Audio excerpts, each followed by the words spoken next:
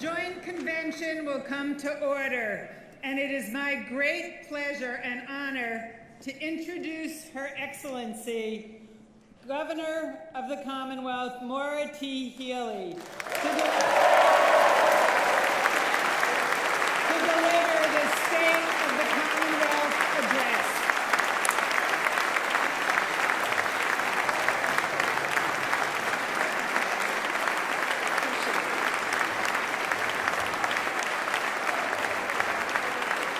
Good evening, Massachusetts.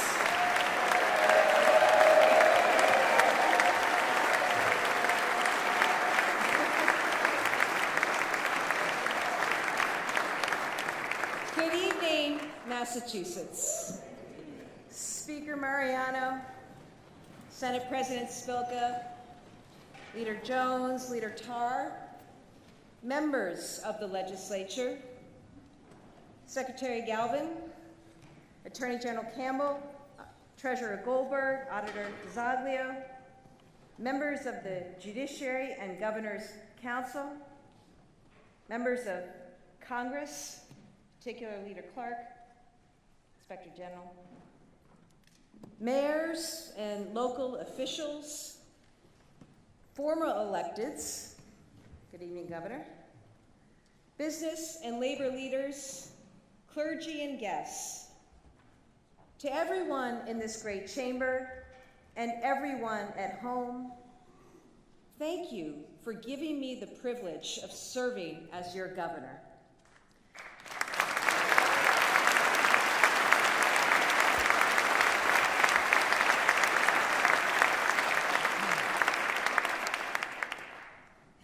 To Joanna and our families, thank you for your love and support. To our Lieutenant Governor, the LG, Kim Driscoll.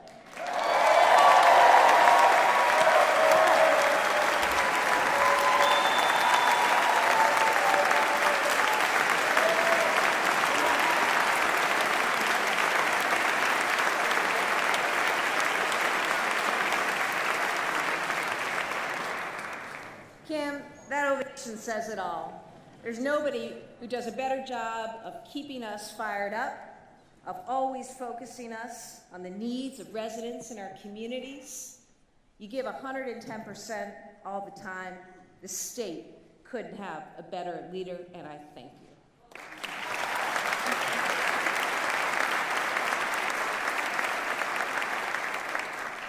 To members of our cabinet and executive staff, Team Massachusetts all the way. Let's see those bracelets. To our state employees, thank you for the work that you do to keep Massachusetts strong.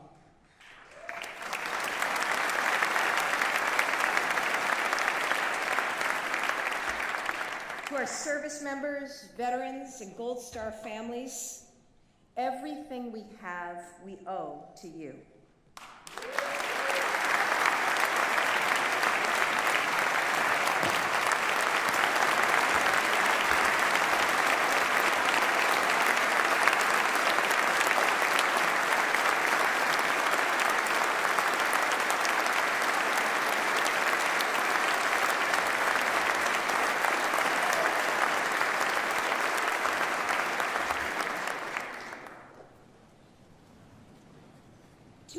Years ago this April, on a common in Lexington and a bridge in Concord, the farmers, tradesmen, and shopkeepers of the Massachusetts militia took a stand. They risked everything for the right to self-government, and they started a revolution that gave us our country. This is our legacy, Massachusetts. It's more than our history. It's who we are. The militia that fought at Lexington and Concord, guess what? It never disbanded. It kept going. It became part of the United States Army and defended freedom at every moment in our history. Today, it's known as the 181st Infantry Regiment, the 181, and its home is in the Massachusetts National Guard. Now, for most of the last year, the 181 was deployed to Iraq, defending peace in one of the most dangerous regions of the world. A few weeks ago, Joanna and I went out to Hanscom Air Force Base to thank those soldiers who were returning home. They stepped off the plane, no coats, just camo in their boots, straight into a welcoming, freezing wind and driving snow. But they were undaunted. They kept smiling because they were home and soon they would see their families. 9 soldiers in the 181st received combat badges during this deployment. Some of them are with us this evening. Let's give them a big welcome.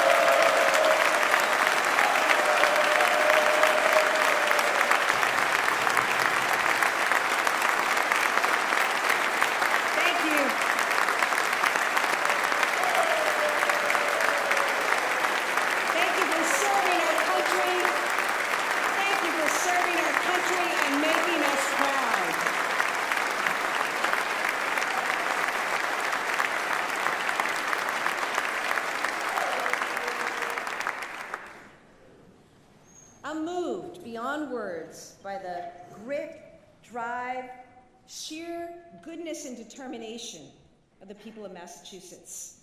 I see it in the firefighters who spent weeks battling wildfires last fall. When we see, as Father John said, what the firefighters are doing in Southern California right now, and what our own firefighters, and also first responders, and also police officers do every single day, we are so grateful. Tonight, I want to welcome home, yes. And tonight, we're honored to have with us International Firefighters President and Boston's own Ed Kelly.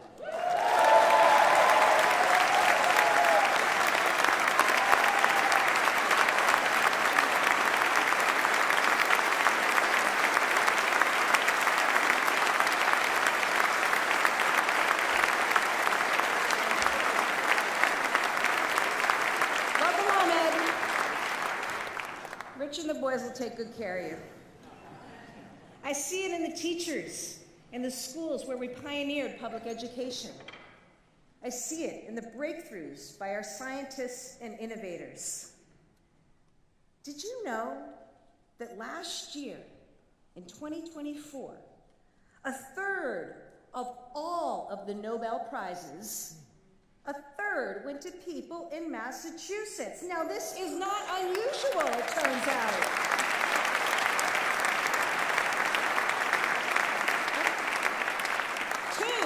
Two MIT economists won for showing that democracy makes economies stronger. And tonight with us are Victor Ambrose of UMass Chan Medical School and Gary Rivkin of Mass General Hospital and Harvard. They won the Nobel Prize for Medicine, and they and you will be glad that our economic development bill that we passed and reinvested in life sciences will ensure that the cures, the technologies, and the great future of jobs will be right here in Massachusetts, and I'm glad you're cheering for our Nobel winners. Thank you.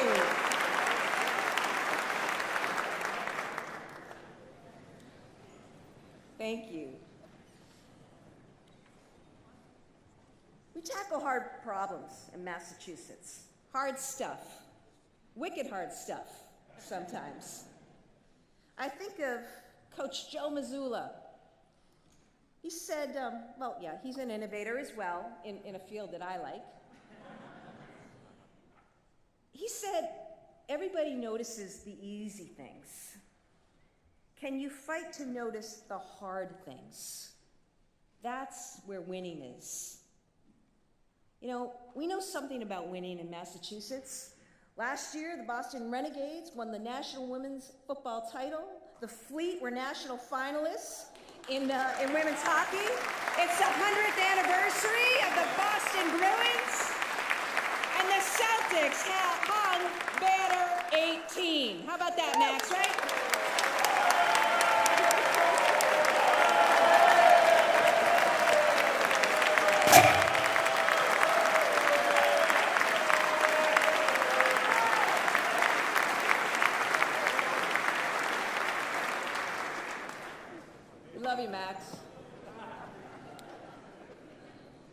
And you know what was really special?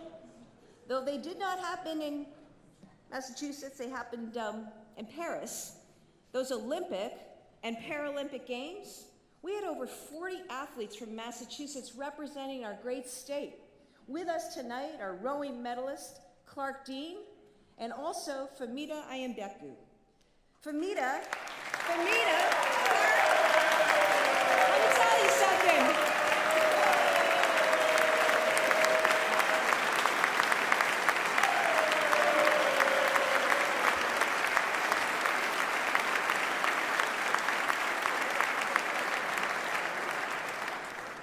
I just got to say something about Famita. You know, she's a world-class Paralympic sprinter and a mom who gave birth 8 months before she competed.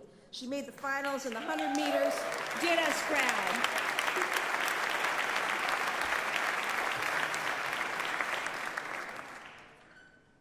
Two years ago, we promised to lead in a way worthy of this state's proud history and its incredible people, to protect and strengthen the things we love, and to take on the things that make life too hard for too many, like high costs that hold people back, aging infrastructure that slows us down. These problems, we know, have been building up for years, decades. Maybe there were other priorities, maybe the politics were hard. But we refused to accept things the way they were. We refused to kick the can down the road any longer. Why? Because if those soldiers can spend a year away from their families, if our firefighters can toil for days in the woods burning, if entrepreneurs can pour their heart and soul into business, then government can do our job and deliver the results that you pay for and that you deserve. And that's what we've done. Working with everyone in this chamber, and I mean it, as I look across this room tonight, I think about the work that we were able to do together, working with others across this great state. And in that work together, I'm proud to have been a part of working to complete one of the most productive legislative sessions in Massachusetts history. Tax cuts, housing, economic development, health care, climate, veterans, to name a few. Mr. Speaker, Senate President, it's not lost on me that this could not have happened without your leadership. Thank you for staying with it. Thank you for getting so much done.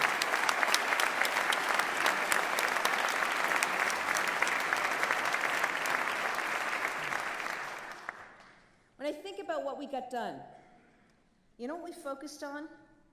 We focused on the stuff that matters. The stuff that matters to most people.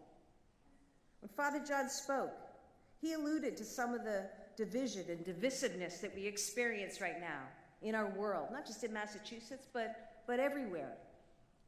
But what we focused on are the needs, the wants of residents and families across this state.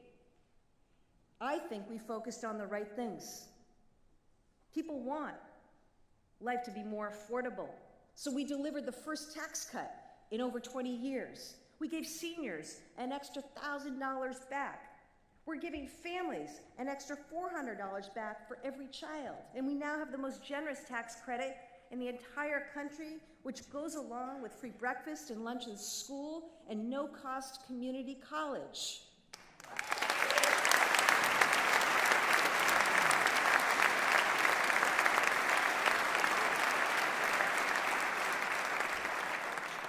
We know that people need childcare. You know, after the pandemic, childcare across this country was collapsing. Childcare centers were closing. We got to work here in Massachusetts. And we got to work because we know our working parents are counting on us. Do you know that we are, and I'm proud to say this, the only state to fully replace federal support that went away with a $1.5 billion investment? We not only saved our system, affordable childcare is growing now in Massachusetts. Today, 36,000 more children are getting care. And what does that mean? It means their parents are able to go to work and support their families.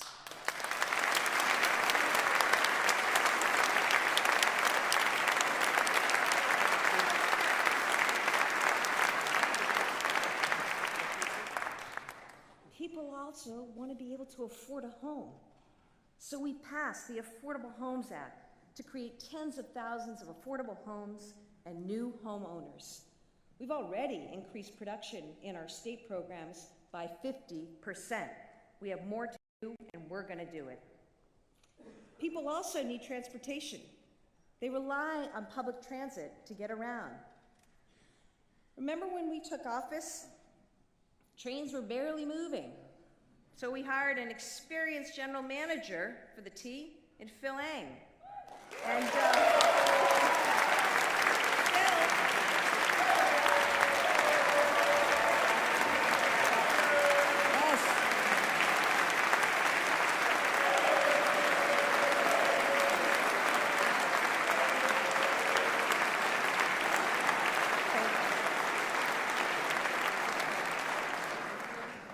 yes, in Phil we trust.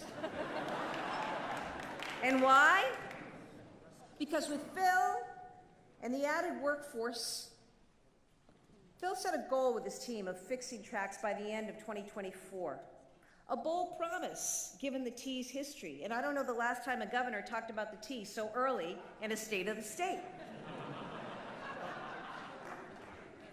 But for the first time in over 20 years, the T is full speed with no more slow zones, giving you time back in your life. Phil set a goal, he set a deadline, he and the team beat it.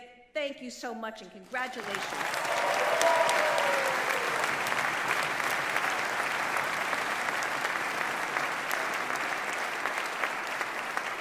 We also made regional bus systems from the Berkshires to Cape Ann fare-free.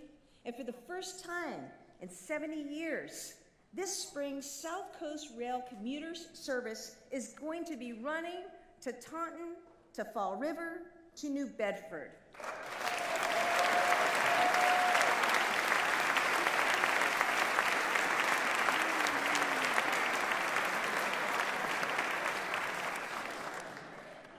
Transportation, housing, childcare. You know what people also want? They want safe and modern infrastructure. I promised to you that we would go after and chase every single federal dollar out there. And in 2 years, we brought home more than $9 billion to Massachusetts.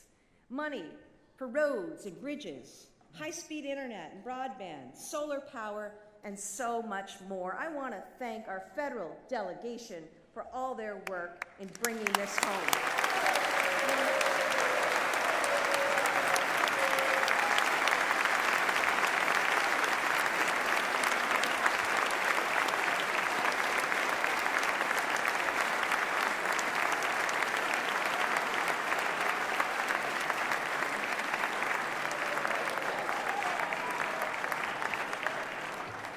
It's a really big deal. It's a really big deal. You think about it, in transportation dollars alone, we went from 34th place in the country to 7th place. We were ahead of larger states like Florida, Ohio, and North Carolina. We won funding to take the next steps forward on West-East Rail. We got the biggest bridge grant ever given to a state for the Cape Cod bridges.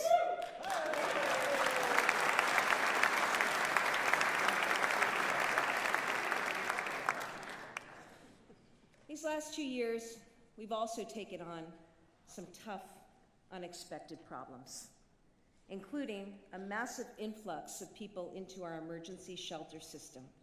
An influx due to a failure of federal border control and a nationwide housing crisis. I want to be absolutely clear. We're dramatically reducing costs. We have and we will prioritize Massachusetts families. In 2025, we'll get families out of hotels for good. We're going to continue to keep working with the legislature to reform this system. Massachusetts taxpayers cannot and should not foot the cost. The government, the federal government, needs to fix this at the source by passing a border security bill. I've said I agree, anyone who does violent acts should be held accountable and be deported. I've also said that immigrant families who've lived here, who are working here, who pay taxes here, who are raising children here, deserve a path forward. Congress and the new administration must act and act without delay.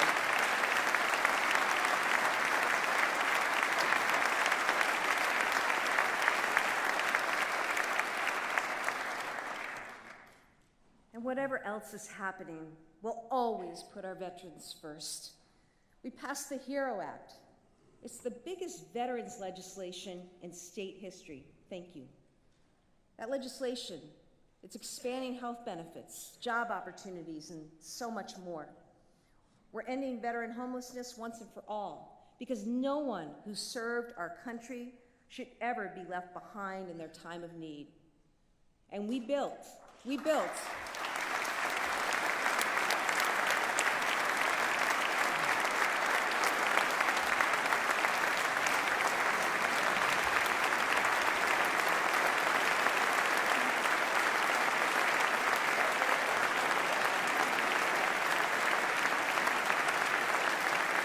know what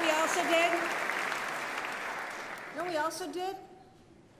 In a short period of time, following a chapter of tremendous tragedy and heartache in our state, we built brand new world-class facilities at the veterans' homes in Chelsea and Holyoke.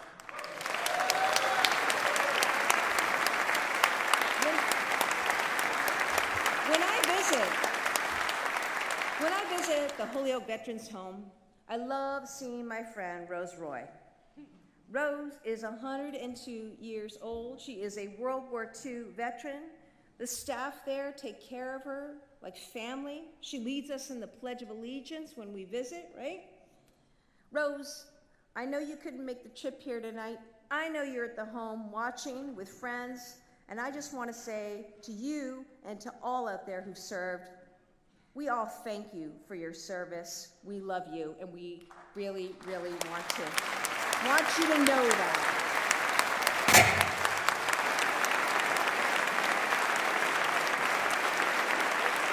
You can all wave to Rose. Look. I'm proud that Massachusetts, not only the birthplace of the National Guard, the birthplace of the United States Navy, we're a state that's also always supported our military, and that's why we're so proud to win a fleet of brand new F-35 fighter jets for our air base at Barnes in Westfield. Colonel Dave, where are you, Moon? Dave Halassi-Kuhn is here with leaders from all of our military bases in Massachusetts. Thank you for being here.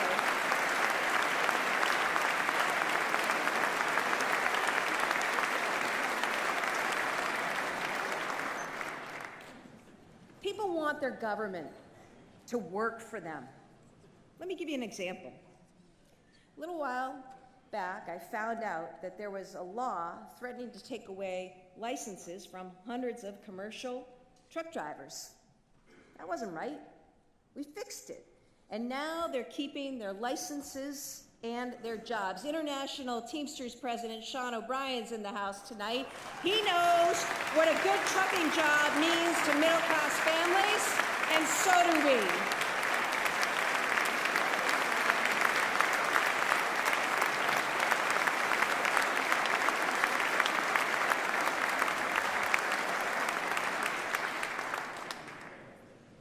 Another thing, that means something to a lot of people that we did? We made history by pardoning hundreds of thousands of people for misdemeanor marijuana convictions. It was the right thing to do. Thank you.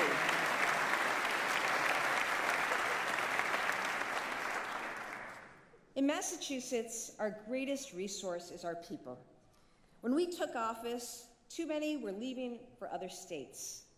Guess what? Now that trend is changing. Each year that we've been in office, fewer people have left. Last year, we had the biggest population increase since 1964. That's a 60-year high. I know.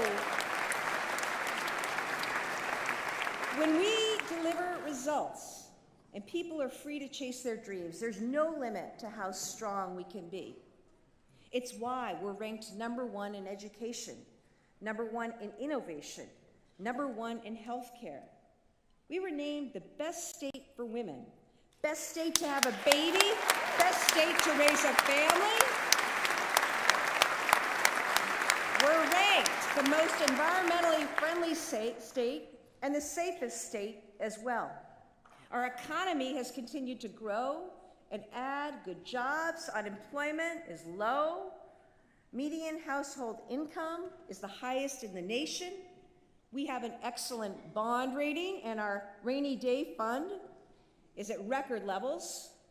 And I can say tonight, with both pride and confidence, that the state of our Commonwealth is strong.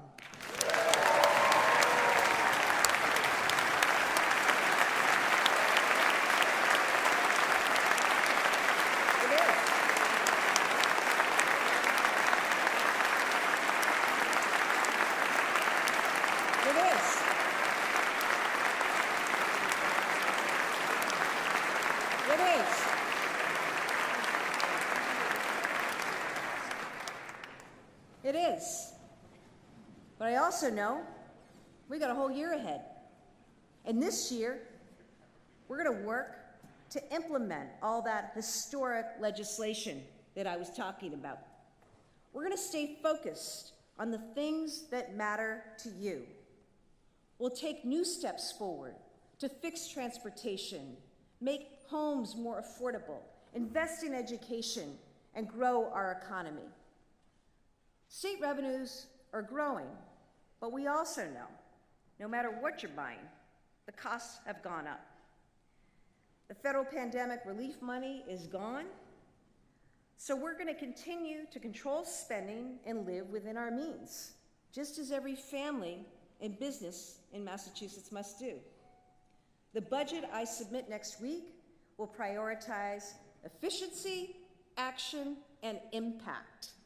We need every dollar, you need every dollar to make a difference. We're going to do that because I want to make sure that things move and really go in our state. Let's start with transportation, because I think we have an opportunity to do something really special this year. When we took office, everyone was frustrated, and rightly so. Bridges were in rough shape, forcing long drives because of detours. Too many streets were filled with potholes, sidewalks were cracked, broken dams, busted culverts left towns vulnerable to flooding. And what's worse, there was no plan to dig out, let alone try to make anything better. That's no way to run a transportation system. Certainly not for a modern economy like ours. It wasn't going to keep us competitive either with other states, other countries. And most important, it wasn't respectful to the people who need to travel on our roads, to go to work, to get to school, to get to appointments, to just simply live their lives. We've been determined to do things differently. And we did. We got big projects moving with federal funding. We got more help to cities and towns to fix those streets and sidewalks. And we got the T moving. There's more that needs to be done. But what I can say now to drivers, to riders, to taxpayers, is that the money you invest will get you results. Now, we can start building forward, building the kind of transportation that you deserve. Here's how we're going to do it. It's not with new taxes. It's going to be with smart, forward-thinking management. Our plan is to invest $8 billion over the next 10 years to make transportation in every corner of our state more secure, more safe, more reliable. We'll put the entire system, for the first time in a long time, on stable footing. When we do this, we're going to see the results. We'll see bridges fully open again, like the I-391 viaduct in Chicopee. You gotta. Yeah. You'll see smaller local bridges finally fixed too, like Commercial Street in East Weymouth. You'll see more funding in your town's budget to fix roads and sidewalks. And finally, those are mayors. We're going to help you. Finally, we're going to close the T's budget gap so Phil and his team can keep cooking. You're going to see major improvements when it comes to upgrades at stations like Ruggles and Roxbury, and at new platforms across our commuter rail system from Beverly Depot to West Medford to Franklin and beyond. Look, the bottom line is you're going to wait less, you're going to move faster, and we'll be a state where everybody gets where they need to go safely, affordably, sustainably, and on time.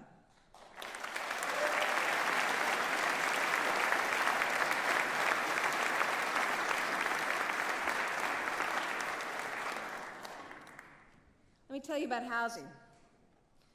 For decades, we didn't build enough housing in this state.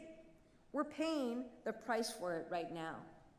There's not enough housing, it's too expensive, but we're changing that. This year, with the Affordable Homes Act, we're going to get shovels in the ground and people in homes, and we're gonna do it by working together.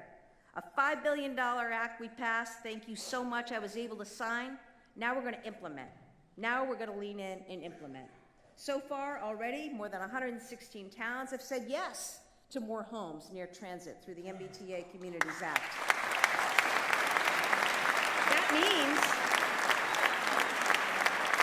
That means thousands of new homes are already in the pipeline. So let's keep the momentum going. Look, if we want our kids to stay here, if we want families to put down roots here, if we want seniors and grandparents to be able to downsize and stay here, if we want companies to grow, expand, to stay here, we're going to need to build more homes. So we're going to build them.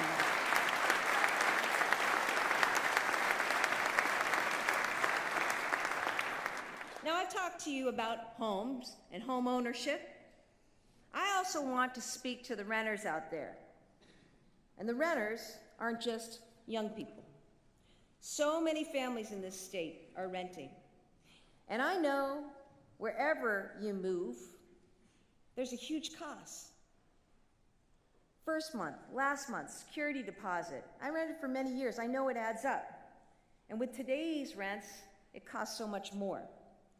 And too often, there's been this other cost added on for something you didn't even ask for, a broker's fee. That's not right.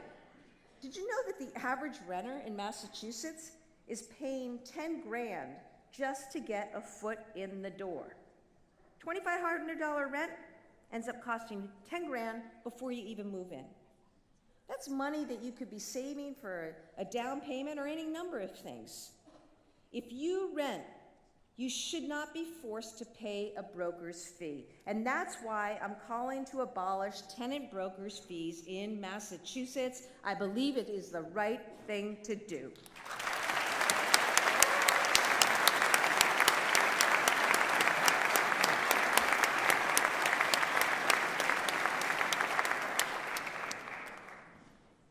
best schools in the country. It's a core value and also one of our competitive advantages.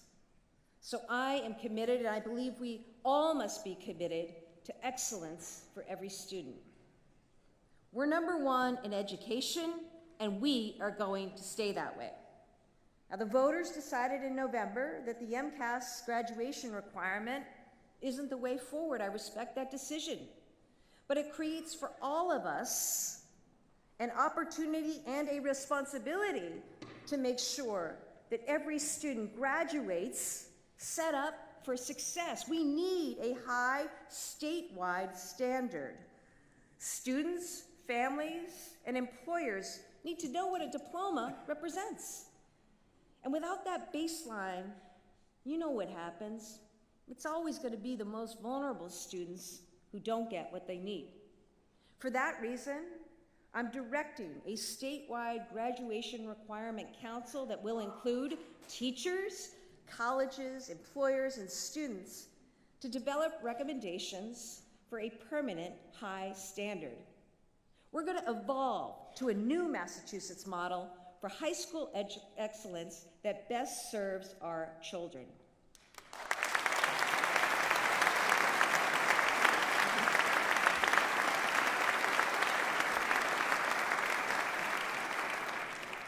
And you know what? I don't know any of you with kids at home, but high school is not what it used to be, nor should it be. So we're going to match those high standards with great opportunities. Great opportunities like early college and job training programs that give students a leg up on their next step. Let me introduce a young man, Harris. Where are you, Harris? There's Harris. Let me tell you, well, don't clap for him until I tell you what he's done. I'm kidding. Harris comes to us as a graduate of Burlington High School. Now, when he was there, he didn't just take traditional courses. He was also taking computer science through a career pathway. It's one of the programs that we've brought to over 100 high schools in Massachusetts. These programs partner with local employers in fields from biotechnology to advanced manufacturing to clean energy. As a senior, Harris did a capstone project with an industry mentor nearby. He built an app for a local sneaker store called Courtside Kicks. Now he's a freshman at the University of Massachusetts Lowell, doing a degree in software engineering and managing that sneaker store part-time. He's working hard, he's building great experience.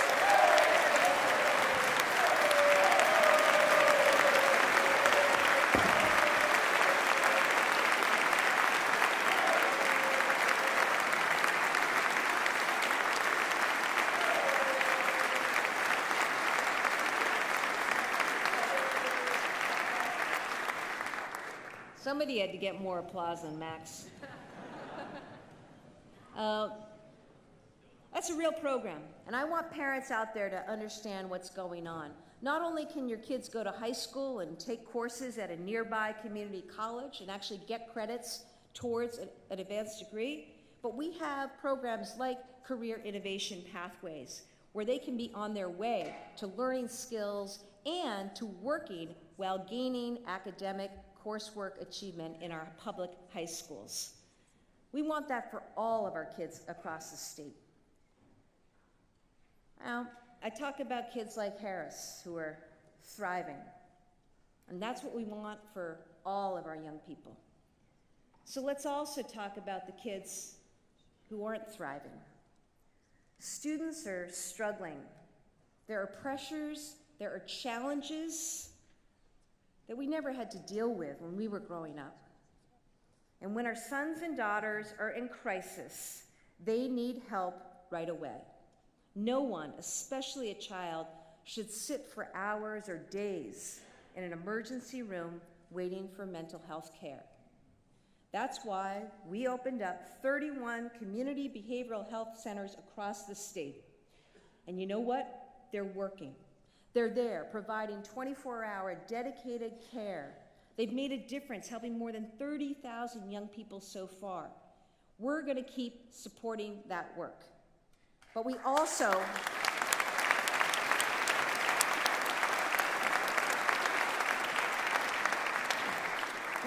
need to do more. We need to meet students, young people, where they are. And that's in schools, among other places, but in schools, it's really important.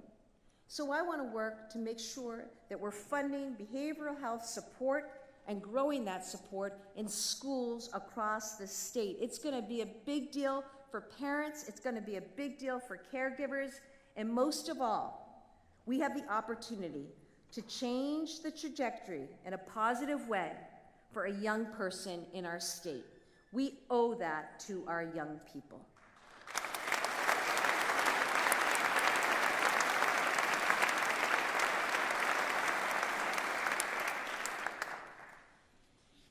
You know, I wanted to take a moment on that because I do think it is something that so many people struggle with, so many families struggle with, mental health. I also want to remind people it's so important that we reach out and that we encourage and empower those who are struggling with mental health challenges to reach out and to find support. We've got a lot of support in this great state. We've got to find ways to build more support. But I wanted to take a moment tonight to be clear with the people of Massachusetts that we're going to work on this together and make sure that happens.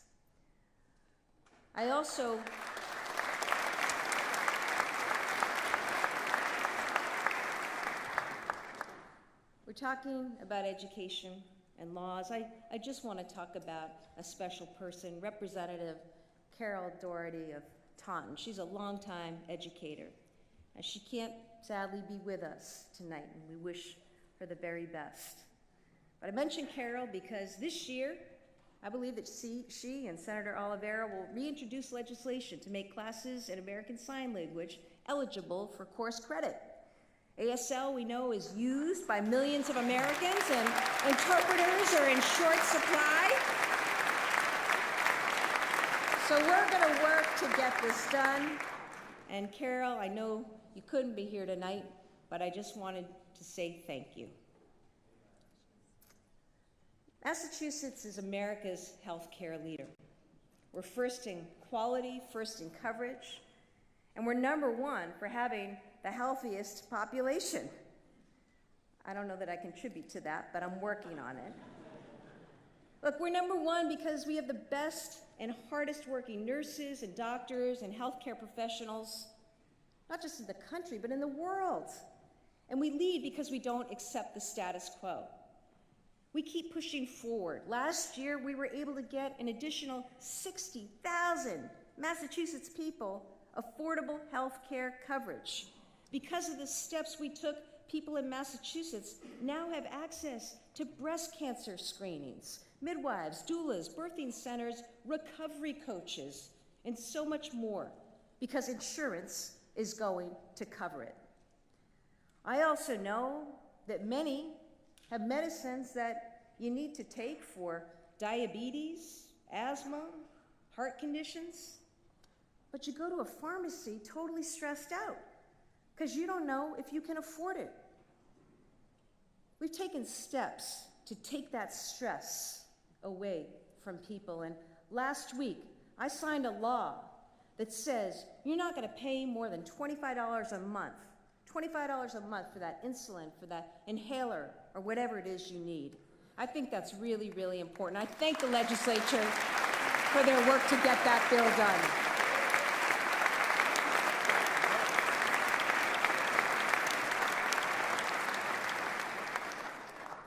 And speaking of healthcare, we got a terrible company, Steward, out of Massachusetts. And in the course of that, we saved 6 hospitals, protected 13,000 jobs, shored up the stability of the healthcare market. And I just want to say we did that because we worked as a team. We had unions and management working together. We had our great not-for-profit systems step in. And I really, really appreciate it. And I also really appreciate the leadership of our own fabulous Secretary of Health and Human Services, Kate Walsh.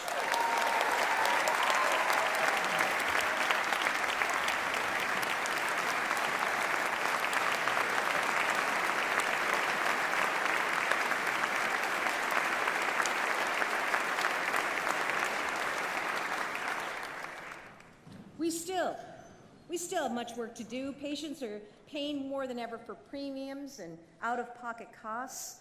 Oftentimes, it's just so hard to get an appointment. It's really frustrating, isn't it? It's unacceptable.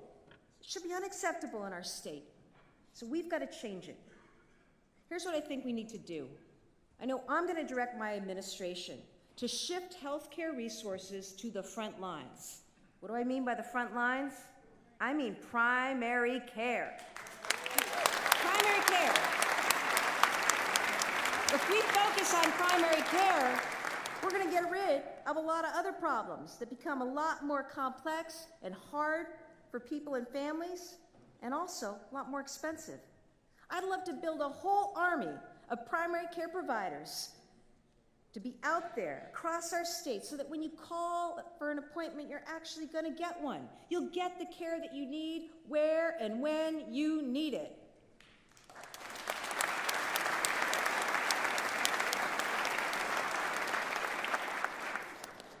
And finally, our leadership in this moment has never been more important, including our unshakable commitment to reproductive health care for all who need it, for all who provide it. We're going to protect women's access to needed care, and we're going to protect those who provide it. Always.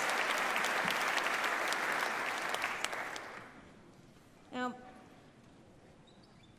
fixing transportation, healthcare, education, housing, all of these things are super important and make the quality of life better. They also make our economy more competitive and our businesses stronger. From our Main Street mom and pops to our global companies, our businesses, small and large, provide jobs and support communities. So we have to support them in every sector, in every corner of our state. I think about how hard small businesses are working. You know that. You see them every day. I hope that you support and frequent them every day. I think about Liz and Nate Latoile. They're here tonight along with Chris Sellers. Let me tell you about these guys, okay? So they've got a farm and a brewery out in Northfield, 4-Star Farms. And I say this, remember there's a guy, former governor, Sam Adams, he brewed beer. We've got a proud history of brewing beer here in Massachusetts. But do you know that until now, breweries like theirs weren't able to sell their beer at local farmers markets? That didn't make any sense, so we fixed it. We're grateful to 4-Star Farms and small businesses like it, and we want to support them. And I raise that as an example because look, large or small, it may not be the biggest deal in the world to everybody, but you know what? It hurts them. And if something is hurting any one of our small businesses, just like if something was hurting a bunch of guys who are driving trucks and driving our economy, let's look at it and see if we can do. We may not be able to fix everything. God knows the world's got any number of challenges. But the little things, taking action and not being afraid to take action, I believe is what we need to continue to do. Thank you, guys. I look forward to visiting you in a couple months.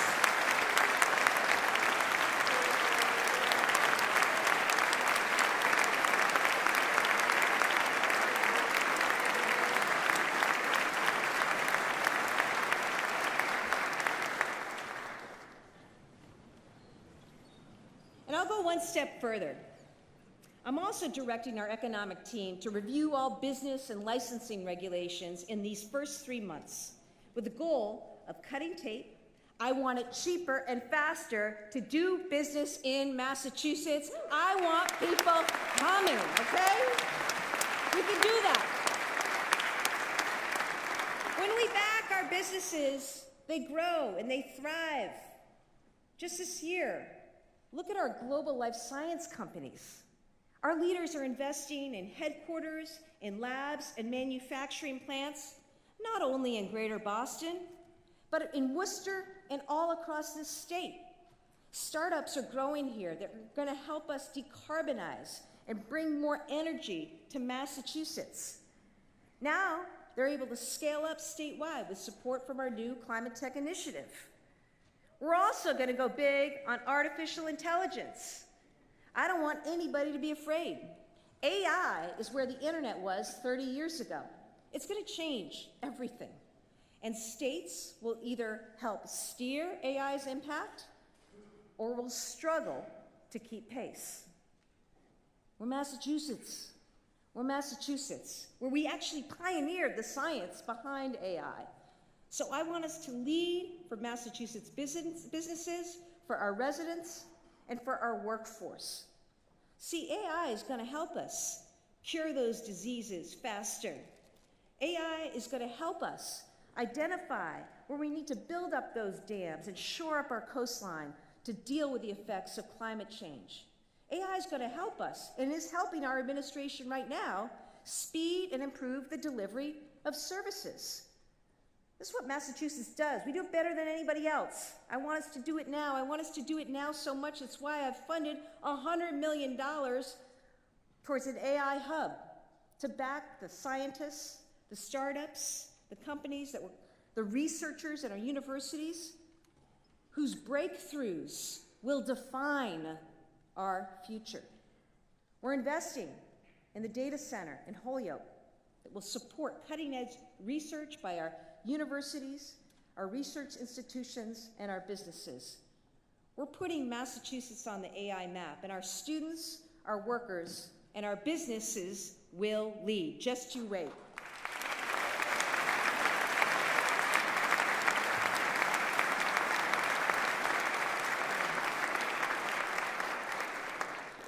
We're also going to keep leading on clean energy.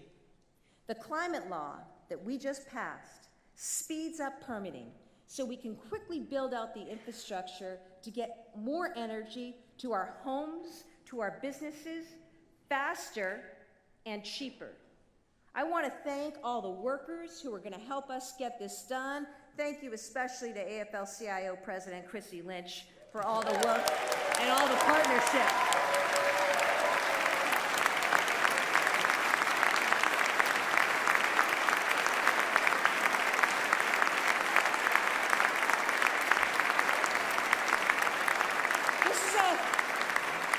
This is a big deal. It means cheaper energy, cleaner energy, and energy independence. We're going to be building new homes, new labs, new data centers, new manufacturing plants. We got to power it all. So we've got to go out and get after it. 250 years after we started a revolution, it's Massachusetts' moment again. We'll lead the commemorations of America's founding. We'll fire up our tourism economy. We'll shine a light on our revolutions today, the ideas, the solutions that continue to make our world a better, freer place. This is a moment to know our past, to understand our present, and to build our future. In 4 days, there will be a transition of power in Washington. I assure you, we will take every opportunity to work with the federal government in any way that benefits Massachusetts.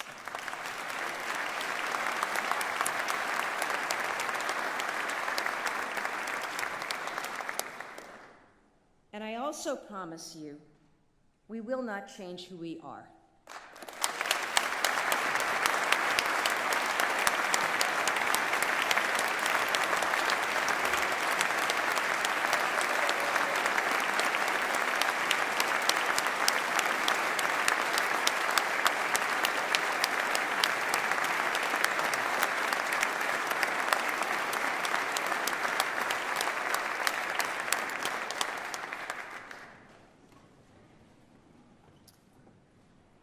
I know you've been listening to me long enough.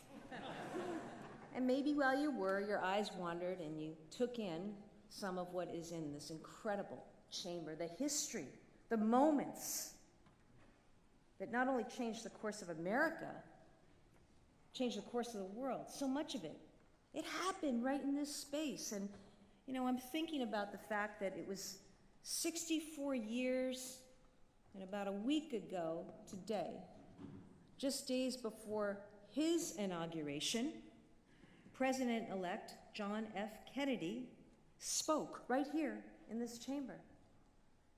In this moment, I think of his words which are now inscribed on this rostrum.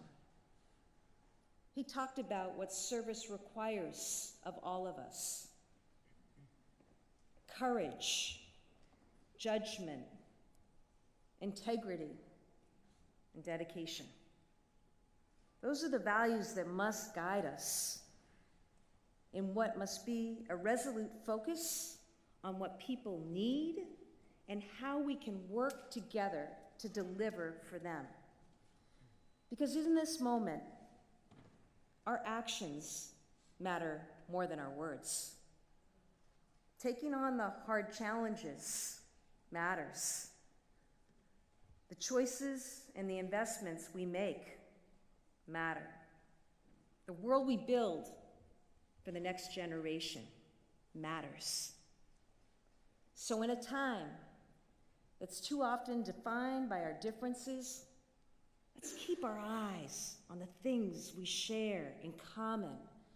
Let's recognize that our lives and our fates are bound together, and let's work together for the common good in our Commonwealth. God bless you, Massachusetts, and God bless the United States of America.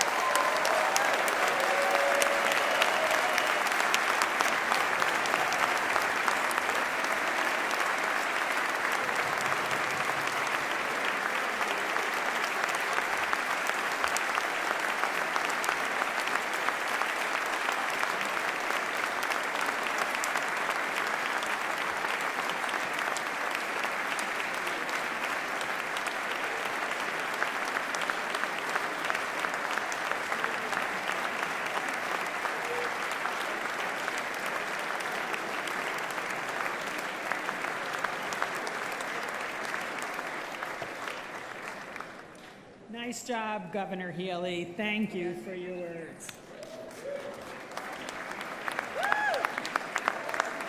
I will now ask Rabbi Mark Baker, President and CEO of the Combined Jewish Philanthropies, to come up to the rostrum and offer the benediction.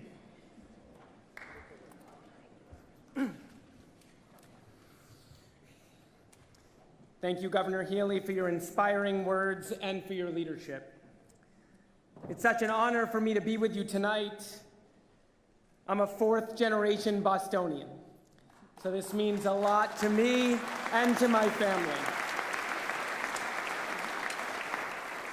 Please join me in praying for the well-being of the governor and lieutenant governor, for the elected officials here today, and for all the elected officials and civil servants across the Commonwealth and our country. May God, source of justice, truth, and love, before whom every human leader stands, bless these leaders with the wisdom, discernment, and good judgment to make impossible decisions guided by vision, values, and love for the people they serve. We are living in fragile times.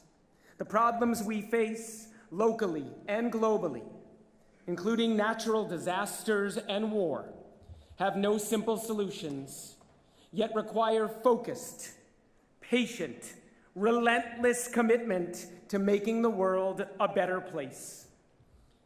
In that spirit, I would be remiss if I did not acknowledge the dramatic progress made yesterday toward returning the hostages and achieving a ceasefire in Gaza.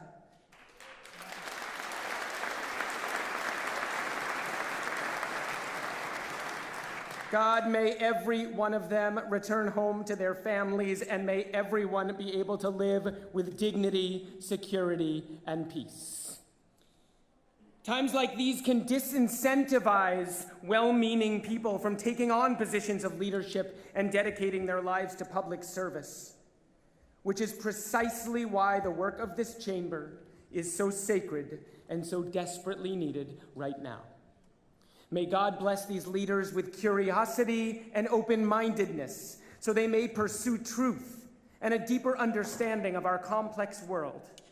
Bless them with patience and compassion for all of us, the citizens for whom they are responsible and whose lives are in their hands. May our leaders find meaning, purpose, and joy in their service, for which we are deeply grateful.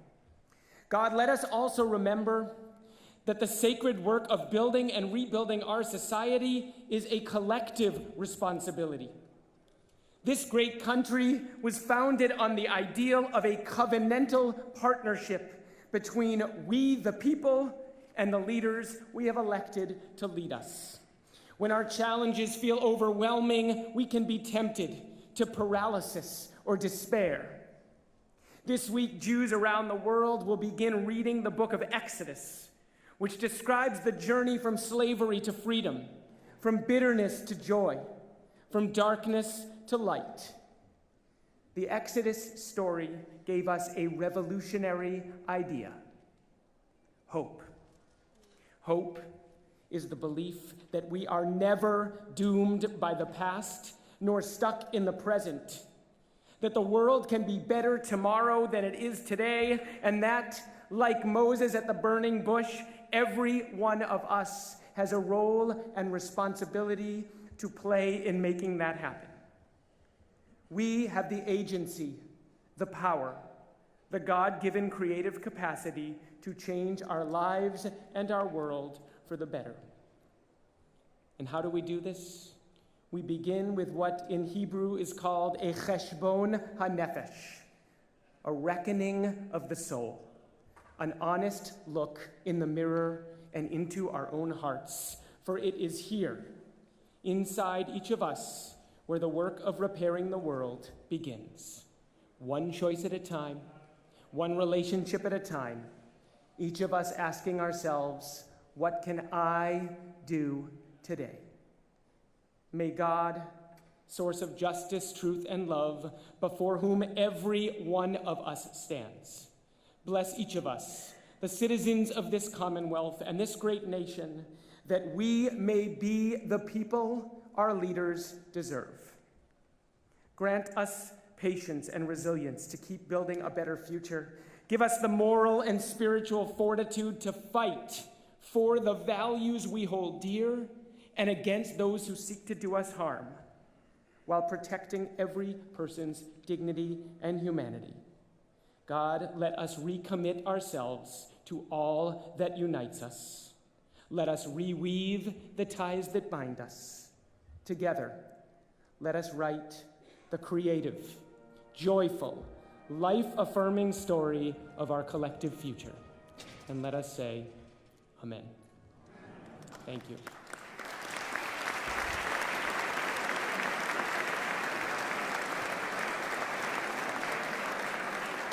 I want to thank Rabbi Baker for his inspiring words and note that there was a theme between the father and the rabbi about hope. And I think of the words, and I paraphrase Studs Terkel, famous theoretician, I have to say, who said, hope springs only up. Ground swells up and then trickles down. And I want to thank all of you here for helping to create hope in our Commonwealth, and we will work together to continue to build hope in our Commonwealth. And thank the governor, lieutenant governor, and the whole administration in that effort to build hope. So.